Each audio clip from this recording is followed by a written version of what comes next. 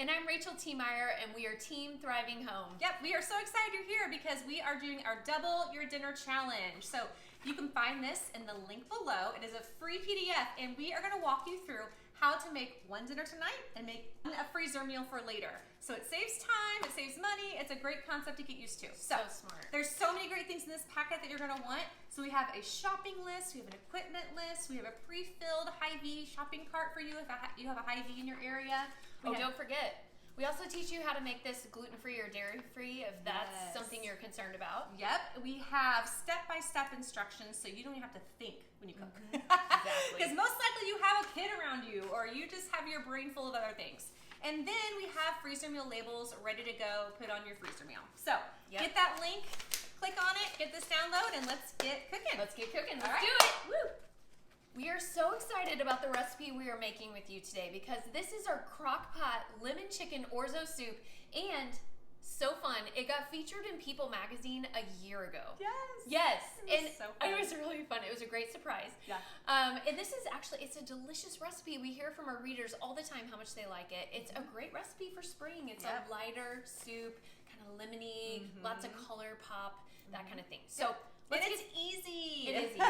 And it's healthy too. Very easy and healthy. Let's get started with step one. And so I have here, I've already diced a lot of my carrots. You're gonna dice carrots and onions. I've diced one of my onions, a lot of my carrots. I'm gonna keep dicing a few more carrots and I'll show you how to dice We should say we use the baby carrots as a shortcut so we don't have to peel a bunch. Feel free to peel and chop the normal carrots, but this is just a little shortcut we took. Okay, so I got my carrots all done, and I'm going to start on this second onion here. So what I've done is you have a root end, and then you've got your other end. I cut off the other end, but I left the root end. Now I'm going to place that on the flat surface that I cut, and I'm going to cut this in half through the root. So see how my root's still intact? And then I'm going to take off this outer skin, because you don't want that. Here, you want to help me? Yep. Take that outer Move it skin along off. here. And if you're cooking along with us, be sure just to pause if we get ahead of you, which we probably will because we're going to pause and do our work sometimes. So just know that this is just to help you get a visual and make sure you use that pause button when you need to. Exactly. Okay, so we got our skin off. I'm going to take one half and lay it here. I'm going to place my hand flat on top of this onion. Okay, now I'm going to turn my knife parallel and I'm going to cut what's called a few planks through here. I'm not going to go all the way through though. I'm not going through the root. I'm gonna keep it together. Okay, I got my planks. And now I'm gonna make, you can do a couple things here. Today I'm choosing to do it this way. I'm gonna make a few sticks this direction. You don't necessarily have to do both of those steps, but I like it because look how finely it gets diced. So easy. Perfect dice. You're not chasing your onion all over the cutting board. Notice how the tip of my knife is on the board and I'm just kind of slowly and deliberately chopping through there. Yep. All right. So, while I finish this other half of the onion, Polly, you want to get our oil heating? Technically, this is step 2 that I'm jumping to. Okay. So I'm just going to have a large skillet back here. I'm just going to heat this up over kind of medium-high heat, get the oil nice and hot, so then we can saute the veggies when they're all chopped up. So I'm using avocado oil. You can use olive oil as well, but we like avocado oil. It's flavorless. It has a high heat point, smoke point. What's the word? Smoking point. Smoking point, yep. So we prefer that when sauteing veggies. So one little tip. I actually get this just mailed to me on Amazon, from Amazon Prime. Oh, do you really? Yeah, yep. Okay. I have it on subscription. We should link to that. I will, That's a good so it just shows up every, I have it showing up every 2 months or so. So that way I always have a stash of avocado oil. Yep. All right, so we're going to get these in the skillet, and we'll meet you back here in about 5 minutes when they're nice and softened, and then we'll season it together. Here's a time-saving tip for you. While the veggies are sauteing, and if you don't have a Polly, that's okay. In the kitchen, you can get them started and let them sit for a minute while you do this. Move ahead to step 3. And step 3 is just putting your freezer label on your freezer bag, like this. And then we put it in these, we've got a couple of them, but only need one. Right. Stick it in a baggie holder, and this just helps to stabilize it. If you don't have one of these little gadgets, and they're very cheap on Amazon, we'll link to it below. You can stick it in a bowl for stabilization. You're having a lot of fun. Sorry, I was demonstrating. Thank you for that, Vanna White. Anyway, all right, we'll check back with you in just a moment when these veggies are done, and we'll show you how to season them. We are at the end of step 2. These veggies are starting to soften, and it's worth mentioning that we pre-cook veggies for this slow cooker meal because we found they just don't get done in the slow cooker when the chicken's done. And you don't want to overcook your chicken, which happens a lot in slow cooker recipes. So we actually have a whole blog post about how long to cook chicken in the crock pot because so many people make that mistake. So make sure you see below about that. But these are pretty much, they're softening now, and we have salted and peppered them. And next, I'm just gonna add, Rachel's gonna add a tablespoon of garlic. We love garlic. So we love the garlic. And then you also only wanna have garlic cooking there for about a minute or so, just so it doesn't get burnt and lose its good flavor. So we've got garlic, we've got a teaspoon of Italian seasoning crushed in hand. Yeah. When we say crushed in hand, that means you're just kind of like crushing it to release some of the flavors of it. So just roll it on in there. Smell it so much more when you do that. Yep. That smells So I'm good. just gonna finish up these. Okay. And so while that's finishing up, we're gonna move to step 4 next. And so finish up your veggies and pause it and meet us back here for step 4. What we're gonna do is we're going to add 2 chicken breasts to our freezer meal.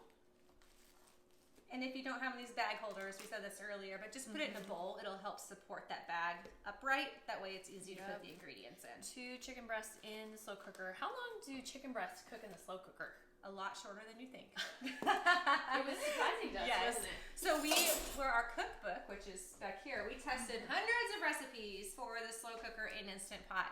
And we found that chicken is done after like 2.5 to 3 hours. So it depends on the size of the chicken breast, and it depends on your slow cooker. So we like to give a range, but it's done a lot faster than you think. It's not an all-day slow cook meal. So if you haven't liked chicken meals in the slow cooker in the past, it's because you were overcooking them. I for sure was a chronic overcooker. Yes. Like I gave up on them because I was like, why do people like these? I know. We've heard so many people say that. I would cook them for like 6 or 7 hours because that's what the recipe told me. And so we are on a mission to like teach people to cook chicken the correct length.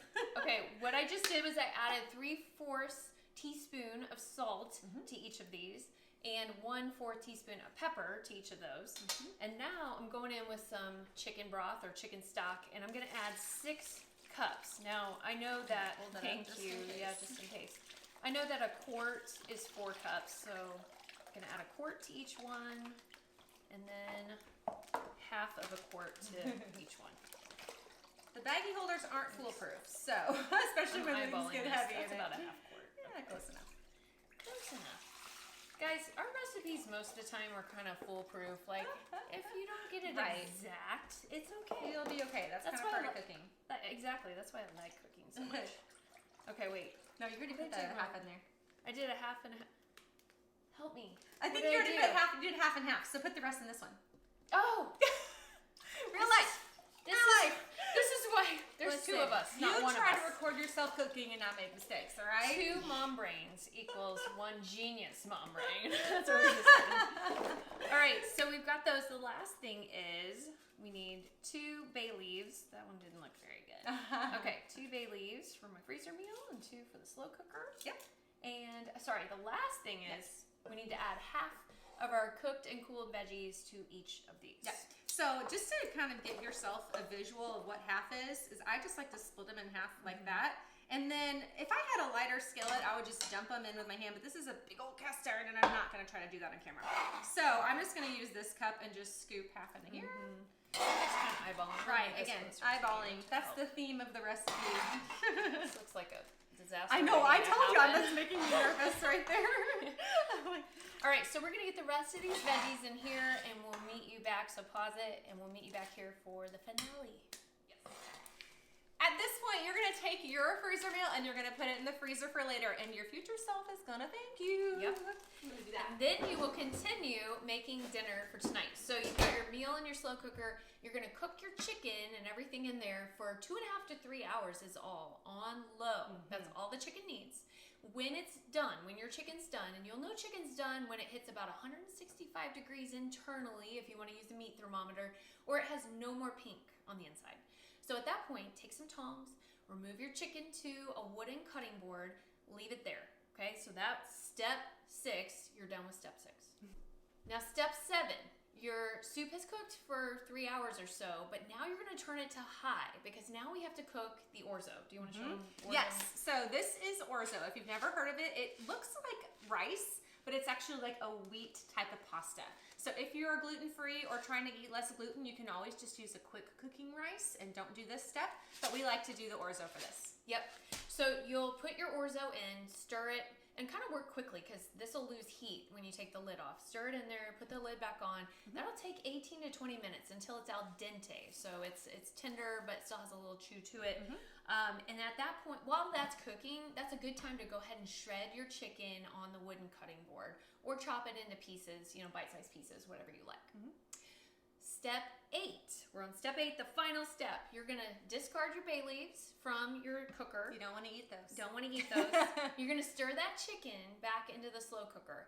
And this is where you're going to pump up the flavor and the color. You're going to add some baby spinach. Now you can add it full leaves or you can coarsely chop it. I kind of like it coarsely chopped. Stir that in.